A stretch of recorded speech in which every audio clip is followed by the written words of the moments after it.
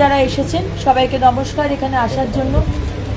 এবং আপনারা জানেন যে আজকে আমরা আসানসোল মিউনিসিপ্যাল কর্পোরেশন থেকে আমরা মুখোমুখি বলে একটি কার্যক্রম শুরু করলাম, যাতে আসানসোল মিউনিসিপ্যাল কর্পোরেশনের আন্ডারে যে সমস্ত মানুষ রয়েছেন তারা কোনো পরিষেবা যদি না পান, আমাদের তরফ থেকে যদি কোনো ভুল হয়, কোনো অসুবিধা হচ্ছে, আমাদের সরকারের সঙ্গে আপনারা অবশ্যই একটি নাম্বার, যেটা আমরা দিয়েছি, দুটি নাম্বার আপনারা যোগাযোগ করবেন এবং সেই নাম্বারটি আমি থাকবো, আমি ফোনটি তুলব এবং আমার সমস্ত যারা আধিকারিকরা রয়েছেন, আমাদের অ্যাডমিনিস্ট্রেটর আদিতি ম্যাডাম রয়েছেন, আমাদের কমিশনার মিস্টার মোহান্তি রয়েছেন এবং আমাদের পুলিশের আধিকারিক রয়েছেন।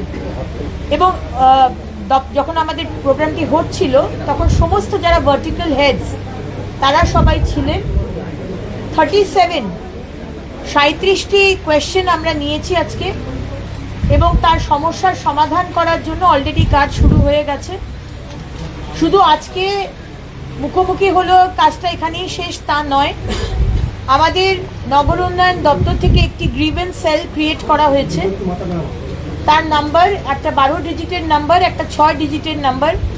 অলরেডি আমরা আমাদের ইউডিএমএ দপ্তরের যে পেজ, সেই পেজ থেকে আমরা জানিয়ে দিয়েছি। আপনাদের যে কোনো সমস্যা আপনারা ইউডিএমএ দপ্তরে সারা বাংলা থেকে আরবান এরিয়ার যে সমস্যা, পঞ্চায়েত এরিয়া নয়, আরবান এরিয়ার যে সমস্যা সেইখানেও জানাতে পারেন। এবং সেইখানে যদি আসানসোল মিউনিসিপ্যাল কর্পোরেশনের কোনো বাসিন্দা তার সমস্যা জানায়, ওখান থেকে কলটা ডাইভার্ট হয়ে যাবে আসানসোল মিউনিসিপ্যাল কর্পোরেশনে। কেউ যদি শিলিগুড়ি থেকে সমস্যা জানায় তাহলে নগর উন্নয়ন দপ্তর থেকে শিলিগুড়ি চলে যাবে এবং সেখানে মুখোমুখি প্রোগ্রাম না হলেও সেখানে কিন্তু ড্যাশবোর্ডে চলে আসবে এই মানুষ এই সমস্যা জানিয়েছে। এবং যতক্ষণ না সমস্যাটা ক্লিয়ার হচ্ছে ততক্ষণ কিন্তু ড্যাশবোর্ডে দেখা যাবে, উইন্ডো ক্লোজ করা হবে না। ঠিক যেভাবে আমরা স্বচ্ছ অ্যাপ করেছি, কোথাও মহল্লা দেখতে পাবেন, কোথাও জল জমেছে, কোথাও কোনো সমস্যা, ছবি তুলে পাঠাবেন। যতক্ষণ না আপনার সমস্যার সমাধান হচ্ছে ওই স্বচ্ছ অ্যাপের উইন্ডোটাও কিন্তু ক্লোজ হবে না, ওপেন থাকবে, তার মানে আপনার সমাধান হয়নি এখনো। ঠিক সেইভাবেই আমাদের এই মুখোমুখি প্রোগ্রাম এবং গ্রিভেন্স সেল মাননীয় মুখ্যমন্ত্রী শ্রী শুভেন্দু অধিকারীর নির্দেশে এবং নেতৃত্বে, for the people, by the people, of the people, যেটা উনি সবসময়তে বলেন, এই সরকার মানুষের পাশে দাঁড়িয়ে আপনাদেরকে পরিষেবা দেওয়া 24 ঘন্টা 365 দিন আসানসোল মিউনিসিপ্যাল কর্পোরেশন আমরা কিন্তু অঙ্গীকারবদ্ধ। আপনাদের যদি কোনো প্রশ্ন থাকে আপনারা বলতে পারেন। পানীয় জলের সমস্যা নিয়ে বারবার অভিযোগ পেলেন, এটা কিভাবে দেখছেন? পানীয় জলের সমস্যা আমরা খতিয়ে দেখছি, কারণ কোটি কোটি টাকা লাস্ট 15 বছরে কেন্দ্র সরকার পাঠিয়েছেন। অমৃত হচ্ছে কেন্দ্র সরকারের একটি জলের প্রকল্প, যেখানে বাড়ি বাড়িতে পানীয় জল পৌঁছবে এবং পানীয় জলে মানে কল থাকবে বাড়িতে, যেখান থেকে আপনি জল পাবেন। কিন্তু দেখা যাচ্ছে প্রচুর মানুষ জল পাচ্ছে না, বাড়ি বাড়িতে জলের কানেকশন হয়নি, যেখানে পাইপ বসানো হয়েছে সেইখানে জল ছাড়া হয়নি, পাইপের কোয়ালিটি অত্যন্ত খারাপ, যে কোয়ালিটি মেনটেন করা উচিত সেই কোয়ালিটি না করে ছোট পাইপ, খারাপ পাইপ দেওয়া হয়েছে। এরকম বিভিন্ন সমস্যা রয়েছে। আবার আর এরকমও সমস্যা রয়েছে পাবলিকের তরফ থেকে, যে মোটর বসিয়ে বাড়িতে, নিজের মোটর বসিয়ে পুরো জল টেনে নিচ্ছে একজনের বাড়িতে, পাড়ার লোক জল পাচ্ছে না, সে একজন বা দুজন মোটর বসিয়ে জল টেনে নিচ্ছে। সুতরাং এটিও কিন্তু আমরা খুব জল চুরি 135 লিটার বোধ হয় না, কত বলবো, 135 লিটার আমরুতে বলা আছে একটা মানুষ ব্যবহার করতে পারে খুব ডিসেন্টলি। বাড়িতে 4 জন থাকলে 4 × 135, কিন্তু যার বাড়িতে এর থেকেও বেশি জল ইউজ হচ্ছে তার মানে অপচয় হচ্ছে, আর অন্য মানুষ জল পাচ্ছে না। সুতরাং এই বিষয়টাও আমরা খতিয়ে দেখছি। জল হচ্ছে আমাদের জমি, সোনাদানা, প্রপার্টির মতনই কিন্তু প্রেশাস। জলকে নষ্ট করা যাবে না, আর কেউ মোটর লাগিয়ে জল চুরি করবে এরকমও কমপ্লেন এসছে। আমরা কিন্তু আজকেই বলে দিয়েছি ডিপার্টমেন্টকে, তার বাড়িতে যাবেন, পাড়ায় পাড়ায় যেখানে আপনারা মোটর ইউজ করছেন, লাইন কেটে দেওয়া হবে। কোনো মোটর ইউজ করে জল চুরি করতে কিন্তু আমরা দেব না, তাই সতর্ক হয়ে যান।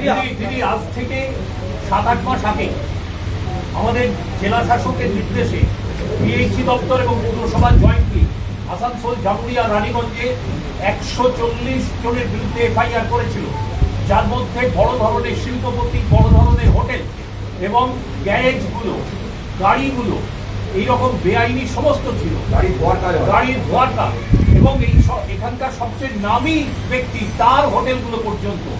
তো এইগুলো পরবর্তী ক্ষেত্রে দেখা গেল 48 ঘন্টার মধ্যে 9 জনের মাত্র কেটে আবার পরের দিন লাগিয়ে দেওয়া হচ্ছে। এই ব্যবস্থাটা কি বন্ধ করা যাবে কিনা, বা স্পেসিফিক এফআইআর করে তাদের বিরুদ্ধে ব্যবস্থা নেওয়া যাবে কিনা? এবং এই জলটা হচ্ছে রাইজিং মেন মানে যে জলটা ট্যাঙ্কিতে জামুরিয়া যাচ্ছে, জামুরিয়া ট্যাঙ্কিতে যাবে, তবে জামুরিয়ার লোক জলটা পাবে। জামুরিয়া ট্যাঙ্কিতে যাওয়ার আগেই এই চুরিটা হয়ে যাচ্ছে, ফলে জামুরিয়া ট্যাঙ্কিগুলোতে জল যাচ্ছে না, ফলে জামুরিয়ার বিস্তীর্ণ এলাকা জল পাচ্ছে না। এই অভিযোগ জামুরিয়ার শিল্পাঞ্চলবাসী বারবার করে আসছে, কিন্তু এই বিষয়টি আমার জানা ছিল না। ধন্যবাদ আপনাদেরকে আমাকে এই বিষয়টি জানাবার জন্য, যেটা আমি বারবার আপনাদের এই জন্যই বলছি, এই জন্যই মুখোমুখি খোলা, যে আপনাদের যে সমস্যা সেটা আমার অবধি পৌঁছানো দরকার, দপ্তর অবধি পৌঁছানো দরকার।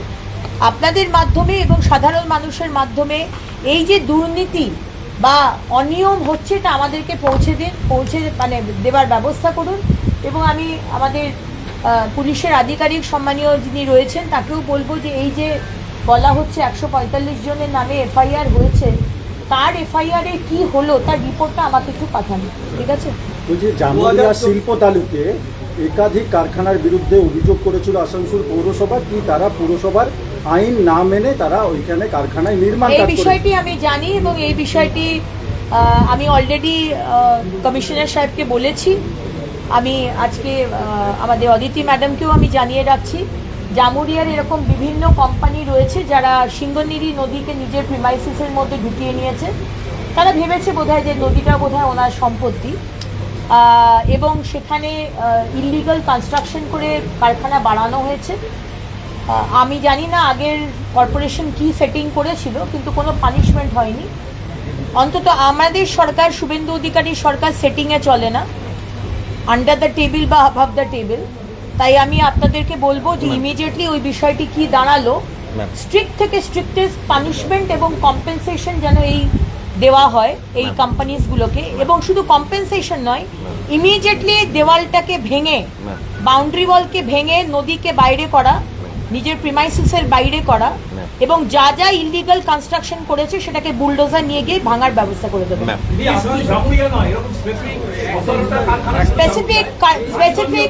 স্পেসিফিক কমপ্লেন থাকলে আমাদের দপ্তরে মিস্টার মোহন্তি এবং মিস আদিতিকে জানান, শ্রীমতী আদিতি ম্যাডামকে জানান। আমরা আপনাদের সম্পূর্ণ বিশ্বাস রাখতে বলছি, আমরা এই বিষয়ে এখানে কোনো জিরো টলারেন্স টু করাপশন। মাননীয় মুখ্যমন্ত্রীর এটাই নির্দেশ, zero tolerance two corruption, zero tolerance two women atrocity. Already দেখে নিয়েছেন, 24 ঘন্টাও হয়নি, দেখে নিয়েছেন।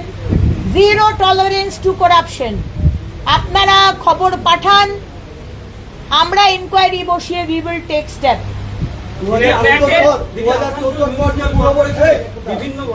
বিভিন্ন ওয়ার্ডে আমরা দেখতে পাচ্ছি যে খোলা জমি, অনেকেরই খোলা জমি, পার্সোনাল জমি রয়েছে। তারা কিন্তু, আমি একটা ইনস্ট্যান্স নিয়ে এসেছি যে সেই জমিগুলো ঘিরে রাখা হচ্ছে এবং সেখানে প্রচুর জঙ্গল তৈরি হচ্ছে, বিভিন্ন ওয়ার্ডে আপনি দেখতে পাবেন। এর ফলে কি হচ্ছে, সেখান থেকে ডেঙ্গু তৈরি হচ্ছে। আমরা যেরকম নালী সাফা করছি, কিন্তু ডেঙ্গুটা কিন্তু ওই জঙ্গল থেকে আসছে। ক্ষেত্রে কিন্তু কোনো কাউন্সিলর, এর আগেও বলা হয়েছে, তারা কোনো পদক্ষেপ নেয়নি। এই বিষয়ে আপনি কি পদক্ষেপ নিতে? এটা একটা ভালো আইডিয়া দিলেন। আমি মিস্টার মোহন্তি এবং শ্রীমতী অদিতি ম্যাডামকে বলবো যে যারা জমি কিনে রেখেছে, যাদের জমি, ল্যান্ড ডিপার্টমেন্টকে বলুন, জমি কিনে রেখেছে, জমিটা পাঁচিল দিয়েছে বা পাঁচিল দেয়নি, সেই জমি পরিষ্কার করার দায়িত্ব কিন্তু সেই মালিকের। আপনার বাড়ির ভিতরটা আপনি পরিষ্কার রাখবেন আর বাড়ির বাইরেটা আপনি নোংরা করে রাখবেন, এটা কিন্তু আমরা সহ্য করব না। আপনাদেরকে বাড়ির ভিতরটা, বাড়ির বাইরেটাও পরিষ্কার রাখতে হবে। এবং আপনার যে জমি, সেটা আপনি এখনো কিছু করেননি, সেখানে ঝোপঝাড় করে রেখে দেবেন।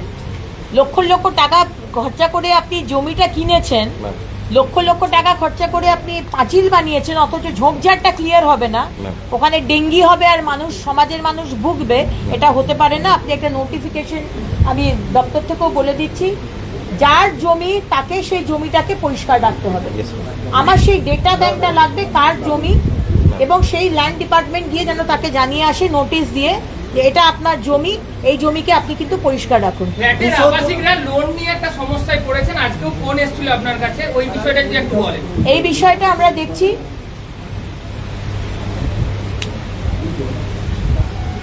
সৃষ্টিনগরের যে সমস্যা দেখা দিয়েছে, ওই বেঙ্গল কি নাম, ওই বেঙ্গল সৃষ্টি, সেই বিষয়টা আমরা দেখছি দপ্তর থেকে। এই বিষয়টি আজকে বলে নয়, এর আগেও দেখতে বলা হয়েছে।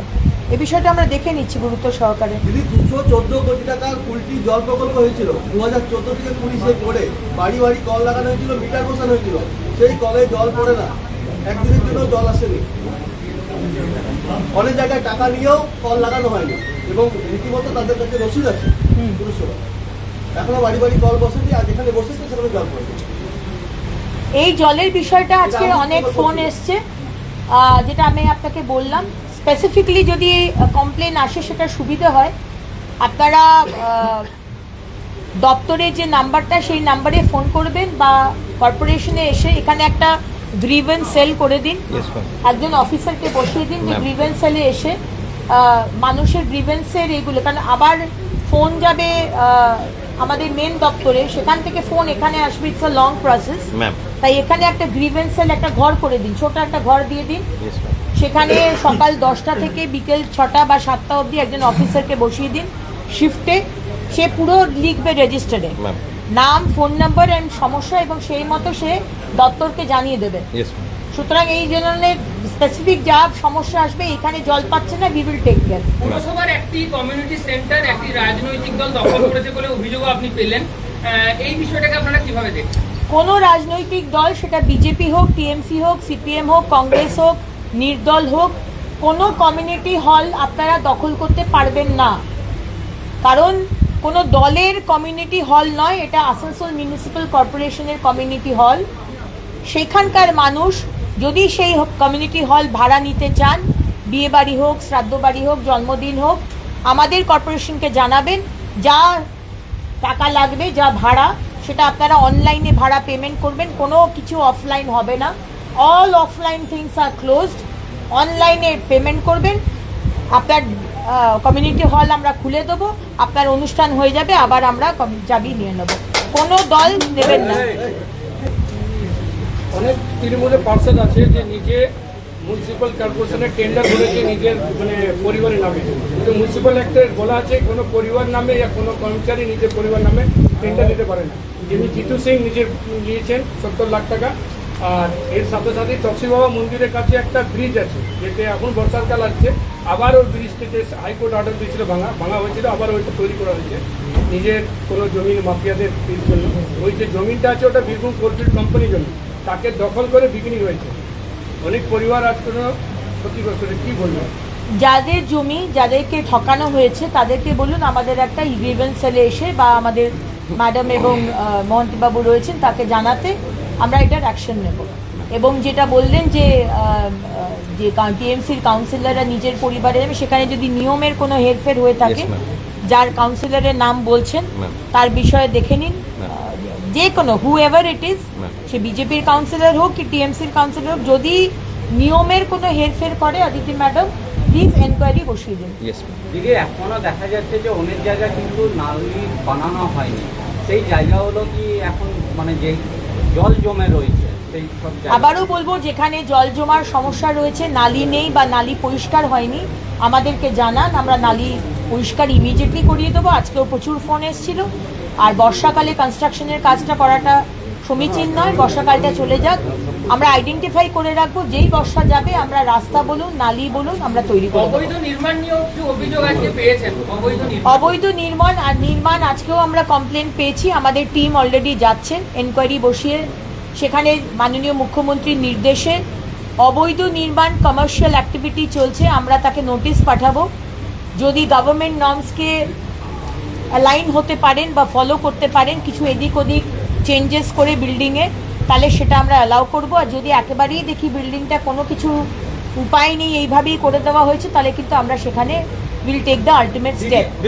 আপনাদের তরফ থেকেও আমাদের জানার দরকার, প্লিজ সেন্ড আস ইনফরমেশন। যেখানে যেখানে ইলিগাল বিল্ডিং তৈরি হচ্ছে, শুরু হয়েছে ইলিগাল বিল্ডিং, এখনই বলুন। 31 জুলাইয়ের মধ্যে আমরা, মাননীয় মুখ্যমন্ত্রী বলেছেন, একটি কমিটি তৈরি হবে। আসানসোল কি তার মধ্যে পড়েছে? আসানসোলের ওই জায়গা যে ইউএলবি গুলো মাননীয় মুখ্যমন্ত্রী বলেছেন, কেএমসি ইজ দেয়ার, কিছু কিছু ইউএলবি আছে। ম্যাম আসানসোল নাই, but we have already started ma'am G+5 specifically ma'am. যদি কোনো একটা হচ্ছে যে ইলিগাল বিল্ডিং তৈরি হয়ে গেছে, কমপ্লিট হয়ে গেছে, সেখানে কমার্শিয়াল অ্যাক্টিভিটি অলরেডি চলছে, আপনারা জানেন বা সন্দেহ করছেন ইলিগাল, সেটা আমাদের জানান। আর আরেকটা হচ্ছে যে ইলিগাল বিল্ডিং তৈরি হচ্ছে এখন, সেটাও আপনাদের মনে হচ্ছে এটা কমপ্লিটলি ইলিগাল, যে জলা জমি বুঝিয়ে করা হয়েছে বা যেভাবে করা হচ্ছে দ্যাট ইজ ইলিগাল, সেটাও আমাদের জানান, সেটাও আমরা কমপ্লিটলি। দিদি বর্ষা ঢুকে গিয়েছে, গাড়ুই নদী নিয়ে কি অ্যাকশন প্ল্যান আপনাদের? গাড়ুই নদী নিয়ে, গাড়ুই নদীর তো অলরেডি আমাদের অনেক টাকা খরচা হয়েছে গাড়ুই নদীকে পরিষ্কার করার জন্য, কিন্তু গাড়ুই নদীর প্রবলেমটা হচ্ছে দুপাশের এনক্রোচমেন্ট। দেখা যাক, আমরা এটা নিয়ে ভাবছি। ওভারনাইট এটা সলিউশন হবে না, কিন্তু গাড়ুই নদী নিয়ে আমরা আলাদা করে ম্যাম ক্লিনিং কি হয়েছে এবারে? হ্যাঁ ম্যাম, ক্লিনিং চলছে। হ্যাঁ। আর এসপি রে ম্যাম ড্রেন প্রপোজাল भी পাঠানো হচ্ছে ম্যাম। ক্লিনিং অলরেডি চলছে এবং মেইন হচ্ছে এনক্রোচমেন্ট প্রবলেম। এনক্রোচমেন্ট যতক্ষণ না সরানো যাচ্ছে, ততক্ষণ গাড়ুই নদীর খুব সাস্টেনেবল কিছু সলিউশন আনাটা মুশকিল। আর ম্যাম পানীয় জলের সমস্যা বারবার আসছে।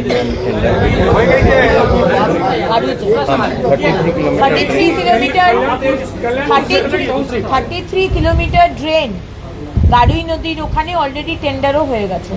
ম্যাডাম, কল্যাণপুর স্যাটেলাইট টাউনশিপ, যেখানে ডিএন দপ্তর, পলিউশন দপ্তর, অনেক দপ্তর আছে, ওখানে অনেক খাটাল, তারা সরকারি জমিনে গোবর রেখেছে।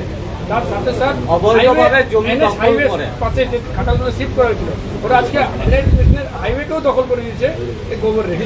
একদিকে পরিষ্কার করে দিন, নোটিশ পাঠিয়ে দিন। ম্যাম এটা নোটিশ অলরেডি পাঠানো হয়েছে ম্যাম। আমরা নোটিশ অলরেডি পাঠিয়েছি, উইল টেক স্টেপ। পানীয় জলের সমস্যা আসছে বারবার দিদি, কিন্তু যেখান থেকে পানীয় জল তোলা হচ্ছে ওরা এখানে কাগজ জমা দিয়ে, কিন্তু ওরা বলছে হাই রেটের জন্য করতে পারেন, ওদের পয়সাই বাঁচবে না বলছে, এরকম একটা অভিযোগ। তার যার জন্য নেওয়ার ফলে মাঝে মধ্যে জাম সৃষ্টি হচ্ছে। পার্কিং নিয়ে আমরা অত্যন্ত সিরিয়াসলি ভাবছি। রাস্তার একদিকে পার্কিং হবে, এটা আপনারা শুনে নিয়ে আপনাদের মাধ্যমে আমি আসানসোলের মানুষকে জানাতে চাই, রাস্তার দুধারে পার্কিং করবেন না। সিঙ্গেল রাস্তা, একটা রাস্তা দিয়ে লোক যাচ্ছে, মানে গাড়ি যাচ্ছে, একটা রাস্তা ওই সেম রাস্তা দিয়ে গাড়ি আসছে, এই রাস্তাতে এক ধারে পার্কিং হবে। আমাদের পুলিশ যারা রয়েছেন, পুলিশের দপ্তর থেকে জানিয়ে দেওয়া হবে রাস্তার কোন দিকে পার্কিং হবে।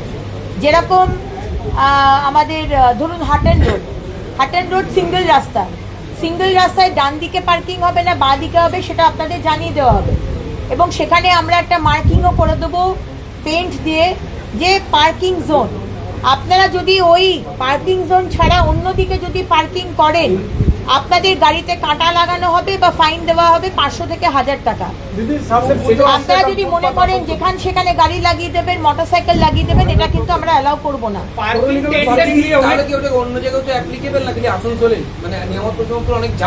প্রত্যেকটা জায়গাতে অ্যাপ্লিকেবল, সেই বিষয় নিয়ে কোথায় কোথায় পার্কিং হবে, সেই পার্কিং জোনটাকে আইডেন্টিফাই করা এবং টেন্ডার ডাকা, সেই প্রসেসটা শুরু হয়েছে।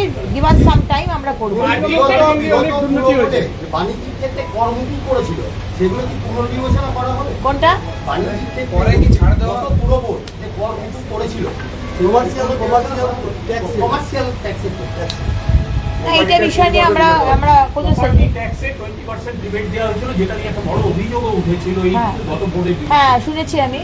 এইটা নিয়ে আজকের মিটিংয়ে আমাদের কথা হয়নি, আমি মাননীয় মুখ্যমন্ত্রীর সাথে কথা বলি, তারপর ডিসিশন নেব। যদি আরেকটা জিনিস, কলকাতায় যেমন আপনি ফুটপাত উচ্ছেদের জন্য মাননীয় মুখ্যমন্ত্রী বলেছেন যে পুজো পর্যন্ত, আসানসোলে ফুটপাত উচ্ছেদ নিয়ে কোনো পরিকল্পনা আছে? মুসলিম বাজার দেখুন, সেটা আমরা দেখে নিচ্ছি, কিন্তু বেসিক যে বাজারগুলো আছে সেটা আমরা, যে বাজার এরিয়া, বড় বড় বাজার, সেখানে হয়তো আমরা পুজো অবধি করব, কিন্তু যেখানে সারাটা রাস্তায় আপনারা দেখতে পাবেন, এখানে পানের দোকান, ওখানে চায়ের দোকান, ওখানে কচুরির দোকান দূরে দূরে রয়েছে, সেগুলো কিন্তু আমরা অ্যালাউ করব না। আমরা নোটিশ দিচ্ছি, 15 দিনের নোটিশ দেব, আপনারা অন্য জায়গায় নিয়ে নিন। কারণ আমাদের সুপ্রিম কোর্টের ভার্ডিক্ট আছে যে ফুটপাথ হচ্ছে সাধারণ নাগরিকের জন্য।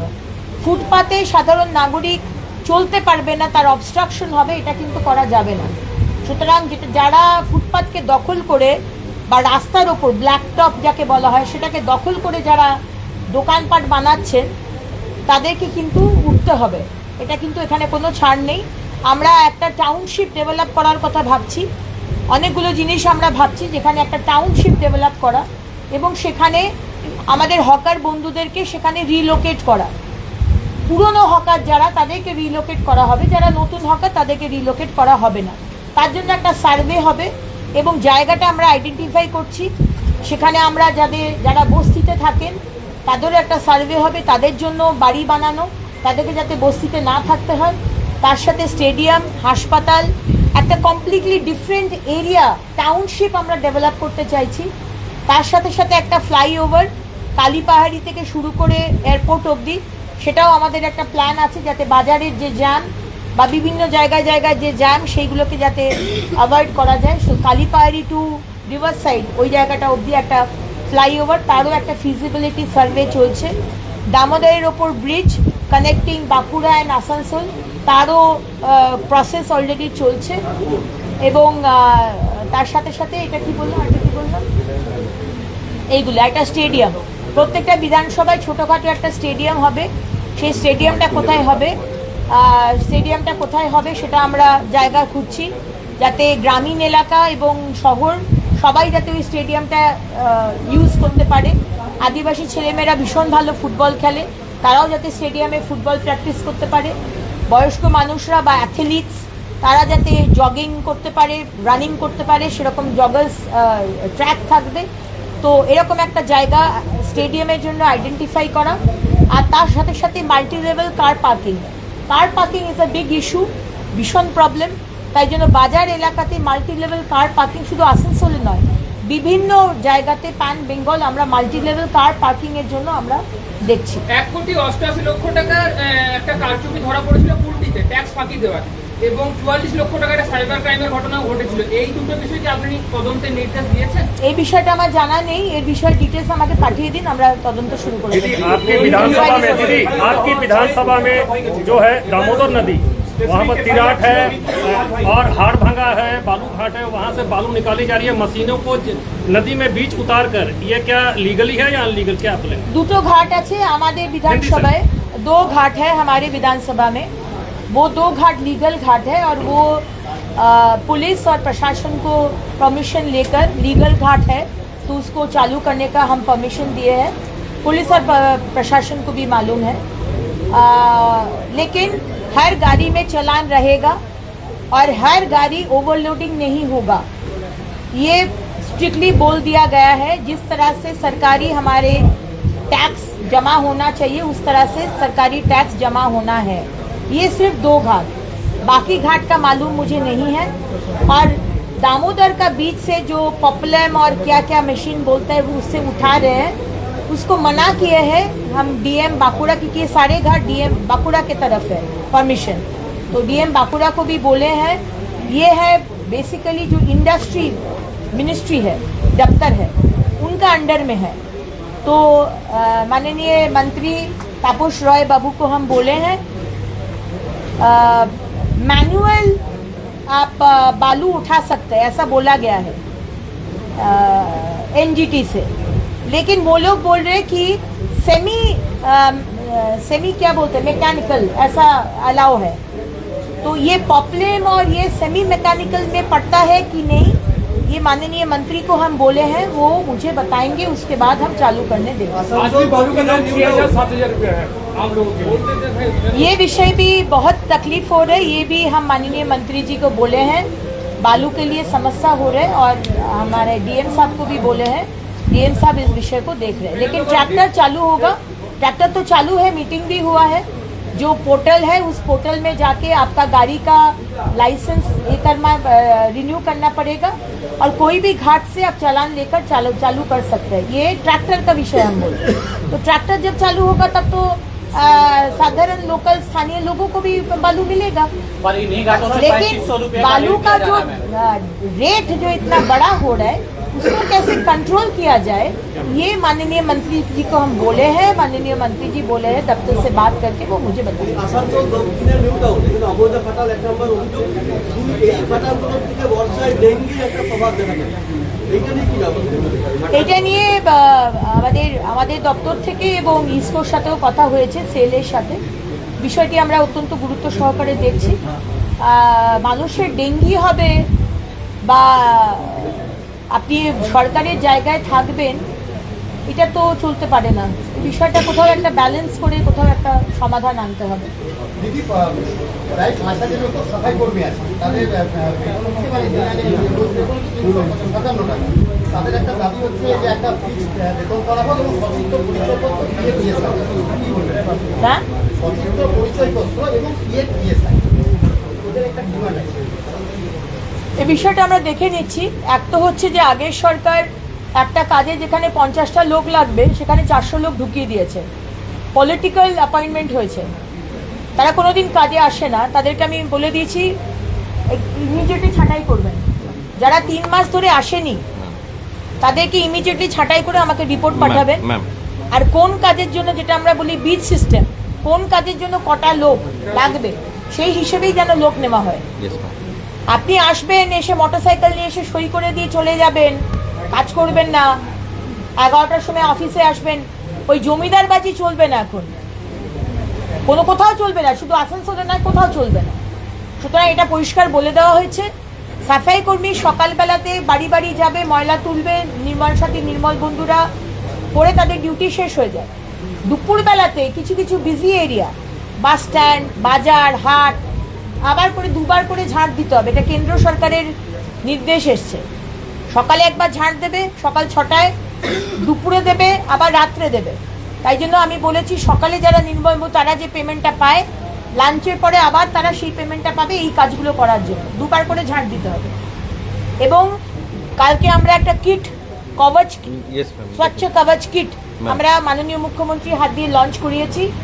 সারা পশ্চিমবঙ্গের 2 লক্ষ কিট মাননীয় মুখ্যমন্ত্রী বলেছেন দিতে। তাই প্রত্যেকের কাছে যেন কিটটা পৌঁছে যায় আমাদের সাফাই কর্মী। তার আগে দেখে নেওয়া কারা কারা কাজ করবে, তাদের আইডি কার্ড দিয়ে দেওয়া। এবং আমি যেরকম বলেছি যে অফিসে ঢুকতে যে থাকবে ওটাকে কি বলে, বায়োমেট্রিক, ওই রকম সেম বায়োমেট্রিক যারা সাফাই কর্মী যাচ্ছে বাড়ি বাড়ি তাদেরও বায়োমেট্রিক থাকবে। এটা শান্তনুবাবু আপনি একটু লিখে নিন। বায়োমেট্রিকের যে সাফাই কর্মী কার কার তার এরিয়াতে 200টা বাড়িতে তার যাওয়ার কথা, সে 200টা বাড়িতে যাচ্ছে কিনা তারও নোট থাকবে। এবং যে গাড়িটা নিয়ে যাচ্ছে তার মধ্যে QR কোড থাকবে, সেখান থেকেও দেখতে পাবে গাড়িটা কোথায় কোথায় যাচ্ছে। Everything will be monitored, GPS. হ্যাঁ, তো এভরিবডি উইল বি মনিটরড। এবং তাদেরকে স্বাস্থ্য যে আমাদের বীমা সেই আওতায় তাদেরকে আনতে হবে। কিভাবে আনবেন সেটা মাননীয় মুখ্যমন্ত্রী নির্দেশ দিচ্ছেন। সব থেকে বেশি প্রবলেম হচ্ছে আপনি যেটা বললেন পার্কিং নিয়ে, কিন্তু দেখা যাচ্ছে যে হটন রোড মোড়ে টোটো আর অটোর মধ্যে বিশাল একটা জাম, তার মধ্যে মানুষের চলাচল করাও একটা অসুবিধার সৃষ্টি হচ্ছে। টোটো আমাদের হাটন রোডে বাজারের মুখটাতে, যেখানে আমি প্রতিবাদ করেছিলাম যখন সরকার ছিল না, যে আজ ওইটা একমাত্র রাস্তা যেটা আমাদের হাসপাতাল যাচ্ছে, সেটা নিয়ে আজকেও মিটিংয়ে কথা হয়েছে। আমি ওনাকে বলেছি যে ওর অপোজিটে একটা পার্কিং আছে, টোটোদেরই পার্কিং। সেই পার্কিংটা আমি বহুবার আগের মেয়র সাহেবকে বলেছিলাম, কিন্তু তারা খুলতে পারিনি। আমরা সেই পার্কিং ইমিডিয়েটলি খুলে দিচ্ছি। 2টো করে টোটো আসবে, প্যাসেঞ্জার তুলবে, বেরিয়ে যাবে। 2টোর বেশি টোটো এখানে দাঁড়িয়ে থাকবে না। আবার 2টো টোটো আসবে, প্যাসেঞ্জার তুলবে, বেরিয়ে যাবে। ওখানে লাইন দিয়ে যে টোটো দাঁড়িয়ে থাকে ওটা আমরা অ্যালাউ করবো না। দুর্নীতি বরাবর প্রকাশ্যে এসছে, এখনো শোনা যাচ্ছে যে পার্কিং টেন্ডার, সেটা একটা দীর্ঘসূত্রতা হচ্ছে। যতক্ষণ টেন্ডার ক্লিয়ার হবে পার্কিং চালু হবে না। ওই বিষয়টা কি আপনি একটু নজর দিয়েছেন?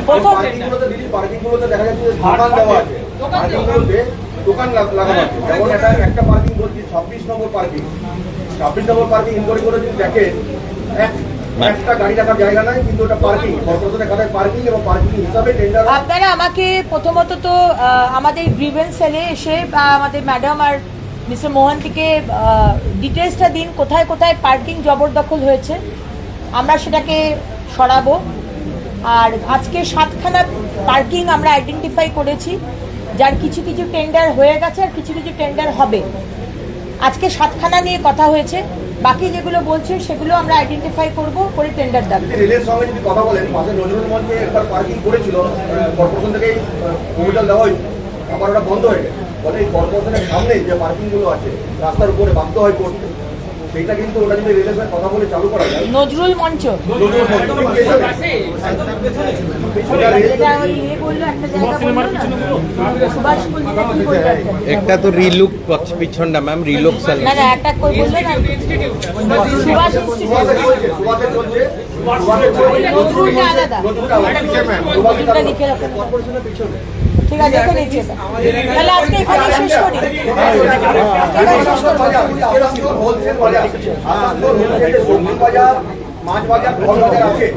একটা কমিটি গঠন হয়েছিল, ডিসি ট্রাফিক, আসানসোল কর্পোরেশন আর এগ্রিকালচার। ওটা ইমিডিয়েটলি ওইখানে কালীবাড়িতে চলে যাবে। কালীপাড়ে যদি আরেকটা অপশন আছে, পাশে ট্রান্সপোর্ট পরিবহন দপ্তরের একটা বড় বাস স্ট্যান্ড করা আছে, যেটা ইউজ হয় না, জঙ্গল হয়ে যাচ্ছে। আচ্ছা। আপাতত সেটাও যদি ইউজ করা যায়, তাহলে রাত 10টা থেকে সকাল 8টা পর্যন্ত জিটি রোডটা পুরো জাম থাকে।